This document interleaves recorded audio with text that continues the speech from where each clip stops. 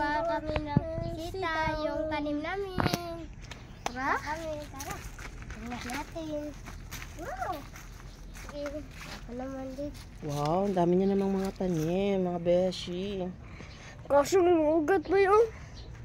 Ano? Ang tigas ha? At ito naman ang aming lalagyan. Na-rainbow ay. Oh, dito ko lang yan tinanim ha. Oh, tapos nilagyan ko lang yan ng ano, DIY lang yung gawa ko, kaya hindi masyado maganda. DIY.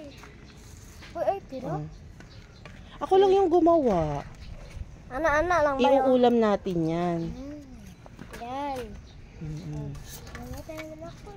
Maganda talaga kapag may mga sarili kayong tanim, fresh, tapos organic talaga. Ano lang yan, yung pinaghugasan ng bigas, yung fertilizer ko. Ang aking beshi talaga. DIY. Ayan. Dami dito, Brad. Uy. Grabe no, daghang kayo no. Yung mga malalambot. Hindi na ano gagawin natin pananim. Kailangan meron din tayong malambot. Ano to? Pagkain nga, ano sama na? Hilaw. Ay, hilaw. Kain ako pahingi. Wala na. Kunin mo yung isa. Gawin natin bibigay natin buto doon sa kabilang bahay para magtatanim din sila ng kanilang sitaw. Ayan. Konti pero pag pinaghimay-himay mo yan, marami na yan. Isang ulamanan lang yan. Hinagat ko. Nakakatuwa lang kahit, oh yun oh, ano lang yan, 2 buto ha. 2 buto. Yung tinanim ko pero tignan nyo naman. Ito yung ano, unang bunga niya. Ano mga bata, di ba? Yan, nakakatuwa. Kahit 2 buto, sabihin nyo wala kayong lupa, puro semento, pero pwede naman kayong gumawa niyan, mga beshi. Tapos yung araw-araw yung pagsasayang, yung pinaghugasan nun, yun maganda yung fertilizer. Kung gusto nyo, pwede rin betchin, ganun ba? Tignan nyo, oh. Wala na. Yan. Tapos ito yung mga kamatis ko. Yung sili rin dyan. Medyo magulo kasi hindi ko napupuntahan to dahil busy ako. Dito tayo sa ating mga kasilihan. Ayan. Uy, limonseto ba? Awa. Hi Ken! Ayan o, hindi ko na napupuntahan. Tapos meron pa akong ano to, yung mapait, ang palaya na ligaw. Ayan o, ang daming sili o. Wow, ang dami yan. Di ba nakain kayo niyan? Opo. Kumuha ka para sa inyo.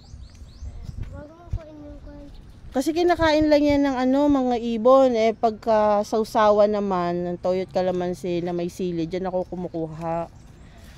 Pero sila kasi mahilig sila sa ano, sa maanghang. Besh, yung kamay mo, pag pinahid mo yan sa mata, masakit yan, mahapdi yan. Hayaan mo na si kuya, ha? Ang dami niyan, oh. Mahilig kasi sila sa maanghang. Kay Gab-Gab. Hindi pa. Marunong na. Marunong na daw. Diba? Libre lang. Hindi ko na siya napupuntahan. Ano ito? Patatanggal palagi. Okay lang. O, bigay mo na kay kuya. Besh, maanghang yan. Masakit yan sa mata. Baka ipunas mo sa kamay. Di ba ginagawa niyo sa usawan yan? Kuha ka pa. Kunin mo yung mga hinog. Sayang. Libre naman yan. Wala yung bayad. Meron kayo itong bayad piso.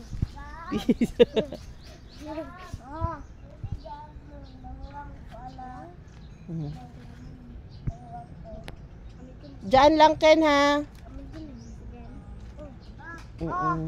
Baka kasi makagat kayo ng aso sa labas. Kaya dyan lang kayo sa loob. Uy Ken, baka maano ka ha. Ingat. Okay na yan? Oh. Maanghang yan, Besh. Bigay mo na kay kuya yung ano. Besh, bigay mo na yung sili kay kuya mo. Anong ginagawa nyo dyan? Sausawan o niluluto? Sinasama sa... Binabayo. Tapos nilalagyan ng lemon. Masarap yun. Oo. Sarap At nga yun. yung napakalaki, yung malaking... Oo. Yung malaking sili, demonyo. Siling demonyo. Binigyan kami ni nanay at napakasarap. natin. Mm. Bye. Yun. O siya. Salamat. Bye na. Tama na ba? Sabi ni kuya, tama na daw. Bye-bye. Bye-bye. Bye guys. Thank you for watching.